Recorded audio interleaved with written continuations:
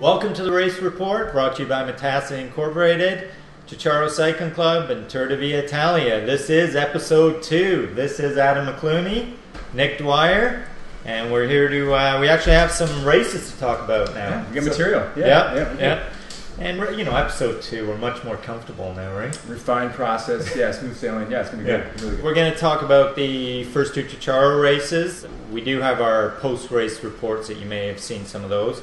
What's upcoming locally in OCA and Michigan scene? We're also going to touch on hometown favorite boy, pro triathlete Lionel Sanders. He had a big race on the weekend, so we'll talk about his monstrous performance there. We'll also be talking about, for riders and racers in the sport, maybe what results mean to them. What are they actually trying to get out of the sport? We got a little giveaway, Giro d'Italia tie-in contest with that. We got a $50 gift certificate to Mezzo we're going to give away. Ooh, nice. Some good eating over there, right on Erie Street. So there's your post-race meal if you take that beauty home. We'll tell you what's coming up on the calendar and break down the races a little bit more. Yep. Race number 1, weather-wise, not too bad. A little cold, windy. It was calling for rain. Rain kind of held off for most of it. A little wet out there, but some wind. I don't like racing in the rain and cold, so I've noticed that. I was doing a little bit of a rain dance because I didn't want that in between weather, but ended up suiting up and going out there. We started the night off with a pretty good field, over 20 riders in the C race. Yep. Some guys that are new to racing,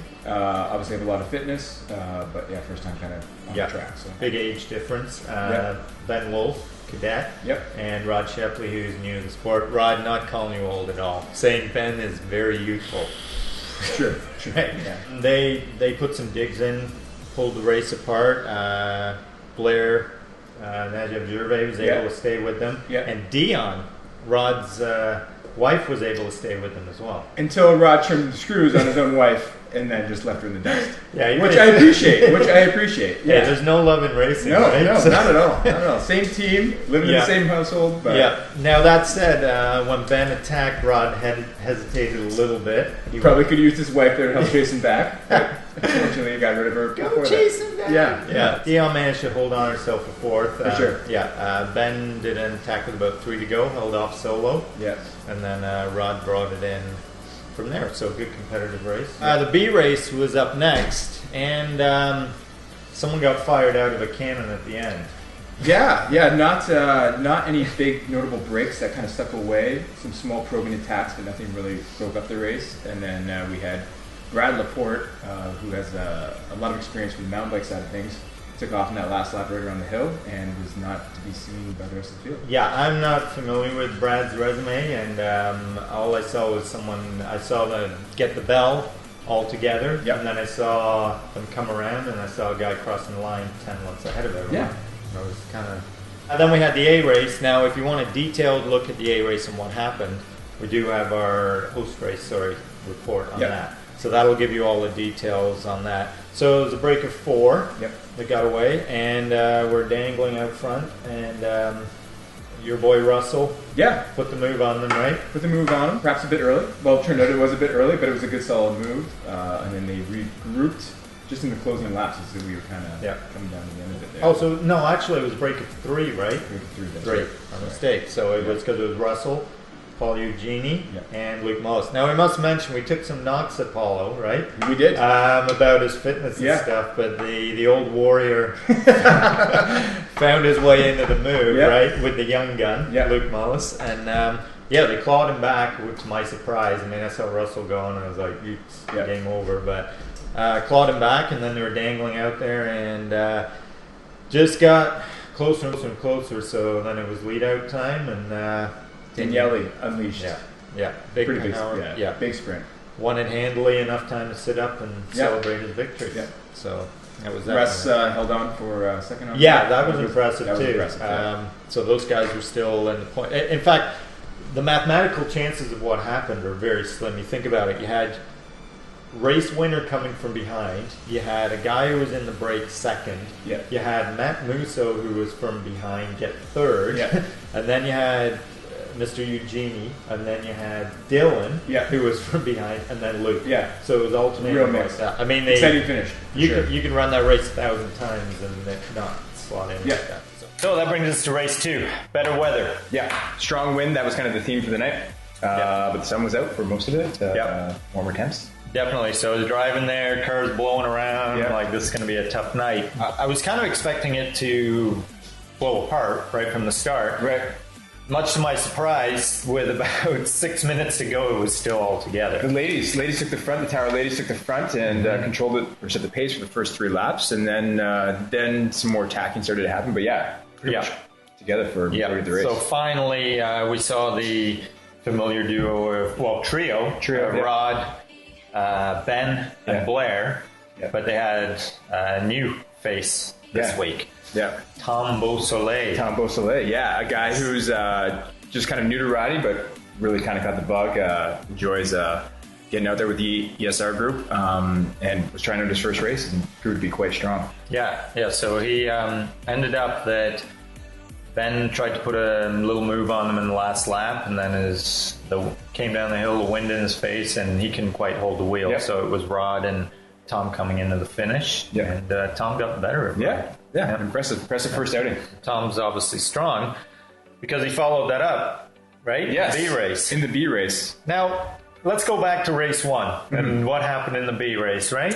Brad Laporte put on a textbook move. What did we say? Fired out of a cannon? Yeah. Okay. I ride for, in London Honda Integrity, right? Yep. But I also am the manager, in OCA terms, of the Integrity Tool and Mold team, which raced in the B. So the discussions after the race, I was like, guys, you can't just let someone ride away like that at the end. Maybe I was underestimating Brad a little bit, but that was a discussion. So, deja vu. He followed it up with the exact same move. Shockingly, nobody went with it. It's a big field. Should have saw that coming, but he held again. Exact same move, but Tom Beausoleil. Second place in the B race. So first place in the C, second place in the B. Yeah. Well, then that brings us to the A race. And again, we have our post-race report video you can see for that. Good race again. That was a really good race, I thought. Hard race. Yeah, that was the type of racing that we typically get at the end of the series, and then we get into like the 8th, 9th, and 10th, that really kind of fast, aggressive racing, but we got that for the second race. The good news is it started a little slower. Yep. Luke didn't get... I was on the start line now. The first race, Luke Mullis clipped in and was gone. Yeah. And it was like, 400 watts plus for 3 laps. Some aggressive moves right away. One of your team picks, Anthony Bruley, got the ball rolling. He got the ball rolling, took off, and Luke was right there with him. Those two guys got up the road with not a Tower or London Ortho Care, or Martin Vecchio. Now, Martin Vecchio was at this race. He wasn't at the first one, and Martin's coming off doing some high-level races in the States, so he looked super fit. We're all white and pasty. He's tanned. You can always tell a guy at this time of year, the guy with the tan is the guy to watch. Unless he owns a tanning salon or something. So if he's orange, it doesn't count. So I'm going to get a tanning bed. Intimidate watch. Yeah, okay. Roll your shorts up a little bit just to see the line. After some aggressive riding, he put a move into bridge, and we can sit there and fool ourselves and say there was hesitation, but I think it was a case of a lot of guys were gassed. It was late into the race. It was fast. It was aggressive. It would have been a tough move to follow. Well timed on his part. Well, his timing was no coincidence. Russell came off a huge pull at the start. He knows Russell's one of the stronger guys. Now, our team, we definitely dropped the ball on that. But, again, I think we looked at each other a bit and thought, well, no Tower, no London Honda. Maybe we can do something about it. But alarm bells right away, right? We had to get on it, had to chase it right away. We did for a bit. And then we fell apart again. So lacked just a little bit of cohesion and So ultimately, at the end of the day, those 3 guys stayed away. Martin took the win. Great race on their part. Luke second, Tony third. I mean, those guys basically did a 1-hour time trial. Team time trial out there. So it was a U.S. night all around. So we'll, from a Canadian perspective, try and straighten that out. But we love to see these guys. They come over and get things done. So we're happy to see it for now and then. Right? Coming up on the OCA and Michigan calendar locally, next Ciociaro, May 19th. Yep. And then June 2nd, we're going to have a special guest out there. He's a member of the junior U.S. national team, Sandor Delgado. Name's got pedigree. Good last name, for sure. He recently rode Junior Tour of Flanders, Paris-Roubaix. So it's going to be pretty interesting to see him out there. He's going to struggle with that Ciociaro hill. I can guarantee that. I think so. Might put some cobbles on it. There's a couple potholes on there too that are tough to get. That's true. That start-finish area, the one on the right-hand side. Not everyone knows how to work tar strips. No. You got to ride it out. Also, Waterford Series, May 11th. So that is every 2 weeks on alternate weeks in Ciociaro on Wednesdays. Yeah, makes for great midweek racing. Yeah. I always describe Waterford as an inflated Ciociaro. For sure. Bigger circuit, a little bit bigger hill. Yep. Same type of racing though. Yep. A little different navigation skills with cement. Left turns. There's actually a left turn. Yes, there is when it loops back on itself. So really that's tough to get used to. Replacing the Frankenmuth race on May 28th, we've got Waterford. Yeah. Again, so where they do the training series is an actual weekend sanctioned event. And that Nigel Mullis has stepped up to put that on. Yeah. So we encourage everyone to register for that. It's always easier for the organizers to get people registered early. Yeah. Pretty low entry fee. All right. So not a lot of risk there with, committing yourself to it. So I think we'll see a big Canadian turnout for that. Yeah. Go to www.mbra.org and you can find the information to register. Now, when you go to that link, it says May 27th, but when you click on it, it's May 28th. So it's Saturday, May 28th. Within an hour of the border, quick drive. Absolutely. Yeah. Easy to get to. And you won't find the traffic too bad on Saturday. We're just coming off Springbank Road Race 2 weekends ago. Yeah. That went pretty well for some of our local riders. Good turnout. One of your guys, Matt Musso, got second. Yes. To one of my guys, the London guy, Chris Fleming. So good consistent finish. After that, Ontario, we've got two big ones coming up. Niagara Road Race. Yeah. Classic. And then the weekend after that, we have a pretty unique event. It's called a World's Qualifier. Now, this is for Masters riders, which would include ourselves. So, it's nice to have an event that is, specifically for you. Now, Masters Worlds this year is in Perth, Australia. I'm going to bow out now. I don't think I'll be able to. You're not going to Perth? Even if I make the cut, I won't be going to Perth. So. You can have my spot. I'm probably not going to Perth, so I think I'm going to hold back a little bit in the race if I go. So I am considering going, but it's a brute of a course. I went up there 3 weeks ago and rode it, and if you know up there in Collingwood, Scenic Caves Climb, you have to do it 3 times and finish on it. And if the scales say more than 70 kilograms, it's not a great race for you, but I'm keeping my options open. Okay. Can do Niagara and see how it goes from there. But I think your man, Mr. Dottie's going to like it up there. For sure. Yeah. Now let's talk about people with real talent. Yes. Yeah. Local triathlete, pro triathlete. Lionel Sanders just had a big race over the weekend. St. George, Ironman 70.3 in Utah. It was the North American Pro Championship. For those people who followed along, it's absolutely thrilling racing to follow. So Lionel conceded a little bit in the swim. In this particular time, he came 4.5 minutes out of the water down in the group. And then he went to work doing what he does best, which is biking and running. For the watt junkies out there, he averaged 352 watts for his 2-hour bike ride, which is just nuts. In comparison, I told Adam, I did a 7-minute interval at 350 the other day. And you felt pretty good about it, didn't you? You should. Those stuff coming. And you should. Yeah. So he laid down the fastest bike split and then went on to have the fastest run. And he won by 2.5 minutes. So that is a big victory against a very good field. Yeah, Sebastian Kienle, right, was second. Now, Sebastian Kienle 2 years ago won Ironman Kona. Yeah. So that's a big scalp for him. Yeah. You get some names out there that maybe aren't household names. They are, for the triathlon junkies, but not as... But if you're even a casual fan, that's a name that you know. So, and a guy who can bike and run himself, to see Lionel. Yeah. And this is his third win of the season. Fourth 70.3 victory this season. Yeah. So he's consistently doing 45 kilometer per hour bike splits. Yeah. And then getting off and running. I think that's the underrated. Everyone gets so mesmerized on his cycling, but he's getting off and doing run splits that are crazy. Like to go on and then have the fastest run after that is impressive. On that note, you've got a item. I do have an item here. So we got two local guys, Jimmy Stewart and Marty Dononville. They are just started today, actually. They headed out west and they're biking across Canada. for Huntington's disease. They are raising awareness and also funds. So Lionel has donated this autographed jersey. So we'll be holding a raffle while those guys are doing their trip across the Canada and announcing the winner at the end. So a nice little piece of art memorabilia or sports memorabilia to have in your house. Nice, beautiful. Was this race worn? I would hope not, but it looks in too good a shape to be race worn. Triathletes are pretty disgusting people, I think, on the bike. So in the run, so I would hope that it's not race worn. It doesn't have stretch material from his Kona Camel bag? No, it does not. No. It does not. So now, how can you get tickets for this? There will be raffling tickets coming in the shop, but keep your eye on social media. They'll have some other ways at some other events to get some raffle tickets. But cool little piece for sure. Yeah, nice, very nice. Lionel's always been really good with the community. I know he came out. We had a charity event this winter. One of my spin classes, he came out. He's certainly not one of these guys who's let the moment. Jazzercise? Is that what it was? Jazzercise? I can't reveal the details of it. You'll have to buy the video. Went to the oldies, all right. You can buy it in Taiwan.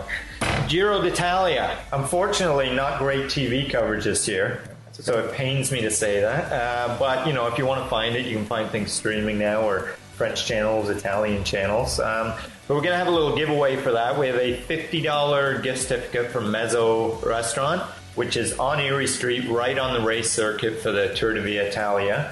Eaten there several times myself. Very good food. We have our board meetings there. Yeah.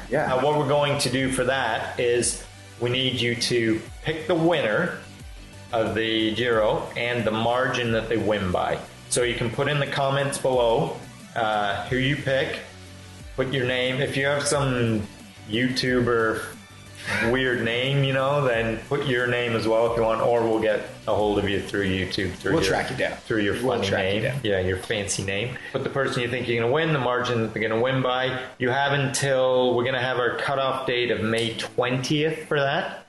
And after that, we'll close it off. And that'll be with about a week left. Now, the last week of the Giro is the hardest. Anyone you like to win it? I know Tom Dumoulin has kind of shrugged off the overall GC aspirations, but yeah, he's playing it cool, right? Yeah, he's got the time trials on the mind, but I would like to see him up there. So. I was disappointed to see Kittle lose pink yesterday because I thought he could maybe hold it all the way. No. And I'm having trouble seeing past the favorites, Nibali and Landa. Valverde, you got to think he's going to be floating around the podium, but I just can't see him winning. I'm not a fan. Not a fan. His past medical issues. Yeah, it's just I know. So one guy I'm definitely rooting for is little Esteban Chavez. I really like him. Seems like a nice guy. I think he might be a bit of a surprise. And the Giro has a history of little Colombians doing well on those steep climbs. So we'll keep an eye on that. We're going to wrap it up. I would like to promote something now. As you know, Adam, I'm going to reach down here and get this because this is an important thing to me. I am getting out of the racing game next year. This is my retirement year. So I figured out... To be fair, I think I've heard this before. No, not in this...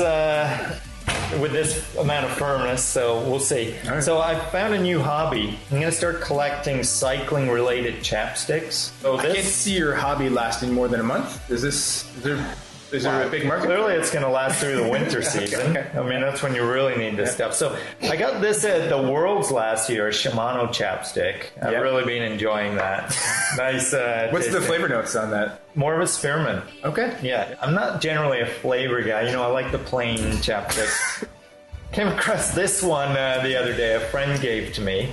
Cliff Bar Cool Mint. What do we got here? Is that organic? I'm not actually sure. You know what you're putting on your lips? Not like 99% organic ingredient. Take it. Okay. All right. So I've got two in my collection. So if anybody sees any cycling-related chapsticks out there, I would encourage you to buy them and bring them to me, and I'll pay you twice the price for them. Ooh, I would expect a big flood coming through your mailbox. Or if you know where I can find them. So I'd appreciate it. So www.nickchapstick.com. The website's not up yet, but I'm sure I feel like a stamp collection would actually be cooler. Stamp? Well, just forget it. So that's it for episode 2. We'll see you in a month reviewing races 3 and 4. I'm sure there'll be a flurry of activity after those. Can I just make could Craig Marintet, one of my dark horse picks, could he get me some... Craig, could you stop pulling the group around? I know you're fit, but just get some points. Do something in the top 10. Yeah. That's actually, I'm going to make one quick note on that, our picks, because I'm sure some of you, you're probably on the edge of your couch just saying, what about the picks? So we've had a few no-shows so far, but 80, 68. Okay, but and that's on you, Craig. That is on Craig. Now, Dan Dottie, I need you to show up, please. Alex Hughie told me you will be coming out soon. So. Stay home, guys. And I will say the thing we came up with for the wager after the last race, the episode after that, the loser will have to wear a T-shirt selected by the other person. So try and keep it clean. Justin Bieber T-shirt's pretty clean. Okay, so that's it from us, and we'll see you in a month, and look for our post-race reports after each Ciociaro race. Cool.